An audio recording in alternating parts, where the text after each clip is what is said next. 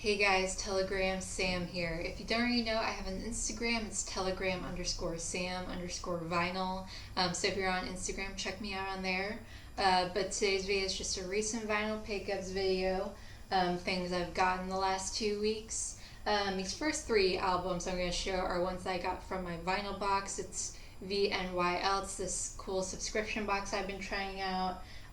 You can link your Spotify and your Discogs and do like a little survey and everything, and someone actually like hand curates the vinyl they send you, so it's a really cool little concept, and I've really liked everything they've sent me so far. So let's get into it.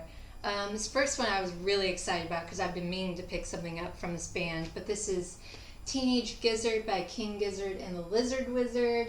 This originally came out in 2020, but this is a 2021 US press.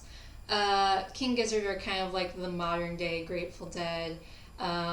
They are this great Australian, I always kind of describe their music as the Strawberry Alarm Clock meets the Melvins. It's like this psych rock, but there's also a little bit of kind of like a heavy metal or like sort of sludge metal thing to it, at least from what I've heard of them. But this is quite interesting because this is a comp of some early recordings they did when they first formed in 2010 and 2011. And it is definitely different from what I've heard from them recently. This kind of has more of like a pop, 60s surf, garage rock sound to it. I really dig it. I love all the songs on this album. I'm really happy to finally have something from King Gizzard.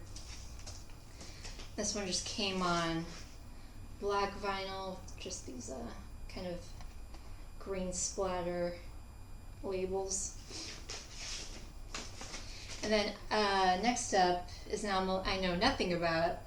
This is a Trophy by Kate Davis. This came out last year, 2020. This is a US press. I haven't listened to this one yet, but on Discogs it's described as like rock, indie rock. This is her 4th album, and I did some research on her, and she's actually from Oregon. I think she played in the Youth Portland Philharmonic, but she was like, I think, classically trained to play double bass, and she kind of just later became like a indie rock pop singer. But yeah, I'm really interested to see what this is all about. And this one just came on. It's really cool, translucent, sort of lavendery purple vinyl. And this one I'm pretty excited about because I've never heard of this, but this is Space Ark's self-titled album. This originally came out in 1975, but this is a recent 2018 UK press. This is described on Discogs as jazz, funk, and soul. Again, I haven't gotten a chance to listen to this yet, but this definitely, the cover alone looks so freaking cool, so it's either going to be really good or really bad.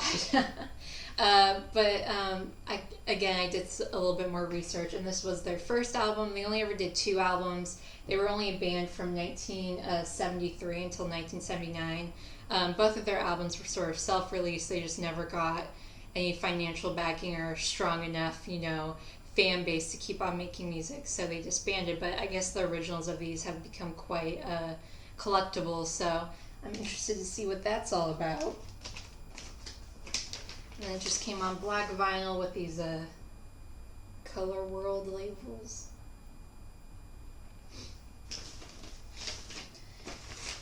So that's all I got in my vinyl box this month. These next 5 records I got from the record store right next to my work. First off is something I've been meaning to get for a really long time, but it was kind of expensive, and luckily they just did a reissue of it this year. It's Quentin Tarantino's Death Proof soundtrack. This is probably my favorite Quentin Tarantino soundtrack. If you guys have seen any of my videos from the last 4 or 5 months ago, I'm kind of on a crusade to get all of Quentin Tarantino's movie soundtracks that are at least available on vinyl. I think I nearly have all of them except Inglourious Basterds, which I'm not sure if they've ever done a vinyl press of the soundtrack, Hateful Eight, and Django Unchained, so I'm nearly there. This movie kind of gets a bad rep as being one of Quentin Tarantino's worst movies, but I would say this is probably my 3rd favorite movie by him, after Reservoir Dogs and Pulp Fiction. I just love the whole 70s B movie grindhouse thing. It's just like all these cool chicks and great music and fast cars. It's just so cool. But some of the people that are on this, Smith, Ennio Morricone, T-Rex, Jeepster, Pacific Gas and Electric, Joe Tex, the Coasters, Willie DeVille, April March. This is like a really great mix of my two favorite genres, soul music and 70s glam rock, hard rock music, so I really dig this. And this originally came out in 2007, but like I said, this is a 2021 US press, and this is really cool.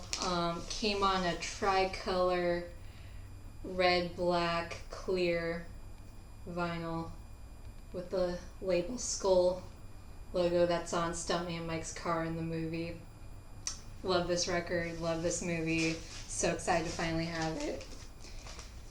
And then next up, this was kind of a blind buy for me. This is a band I've heard of a lot, and I think a couple of people who've watched my videos and I've showed music similar to this have recommended them to me. But this is Waxworks, some singles 1977 through 1982 by XTC. This is the original 1982 US press, and they're kind of described as rock, pop, new wave. But yeah, comp of early singles. I feel like they're a band that I've kind of lazily listened to. I haven't really done a deep dive into them. Yeah, this originally, when it came out, didn't do that well because their other great album, English Settlement, came out like right after this was released, so this one kind of got like buried away. But yeah, I'm excited to see what XTC is all about. And then it just came on black vinyl with the Geffen Records label. Next up, we got an 80s classic here, Faith by George Michael. I love this album. I originally had this on cassette, but the really crappy cassette player I had at the time kind of chewed away the tape, and teenage me was very sad. But yeah, I've been meaning to get this on vinyl. But yeah, this originally came out in 1987. This is original US press. This is, I would describe, like sort of blue-eyed soul pop rock. This is the first album he did after he left Wham. And I think he's the only British solo male artist to ever have 4 singles on the top 100 Billboard chart, so that's really cool. I mean, every song on this is a hit. Faith, Father Figure, me and my mom loved that song. I grew up on that song. One More Try, Want Your Sex, Monkey, Kissing a Fool. I mean, just an essential 80s album. This one just came on black vinyl on this red Columbia label. Next up, we got another sort of 80s new wavy pop band. I think someone, again, recommended this to me on one of my past videos, but this is World Without End, the Mighty Lemon Drops. This is original 1988 US press, and I would describe this as rock, alt-rock, but there's some songs that kind of sound like Tears for Fears, and other songs that sound like just straight up Bauhaus, and then other songs that sound like The Cramps. They really delve into a lot of genres on this album, and I really dig it. As soon as I got home, I was just so curious about what this was. I put it on and I really loved it. But yeah, third album from them. This was produced by Tim Palmer, who also worked with other great 80s bands like U2, Tears for Fears, The Cure, so you can definitely hear sort of the production similarities from those bands on this album. But yeah, really dig it, really happy I picked it up. This one just came on black vinyl with the classic Sire label. And then last but not least, a band I have been looking for forever, and I found this. They're still sealed. This is Stealin' Home from Babe Ruth. This is an original 1975 US press. and I would describe this as rock, prog, kind of proto-metal. They are a great British band if you don't know who they are. They were only together from 1970 to 1976, and then they recently just got back together in 2005. But this is their fourth album. I mean, the singer, I think her name's Janita Hahn, is one of the most underrated female rock vocalists ever. It's like if you were to mix Karen Carpenter, Janis Joplin, and add a little bit of Rob Halford. Like, that's her singing style. There's songs on here where she literally kind of hits those same sort of screaming notes that Rob Halford can reach in some of the hard rock songs on here. And during like kind of the more slower ballad songs, she sounds a lot like Karen Carpenter. It's just so wild and crazy, and she does not get enough recognition. I would say this isn't my favorite album from them. The first side is really strong. It's really killer hard rock, prog rock. But then the second side gets a little bit more ballady, which I'm not really that big of a fan of. But just to have anything from Babe Ruth I'm just so excited to finally have something from them. And this one just came on black vinyl with the red and green Capitol label. But yeah, that's it. That's all the stuff I picked up these last 2 weeks. Thank you so much for watching. I'll see you guys in the next video. Bye.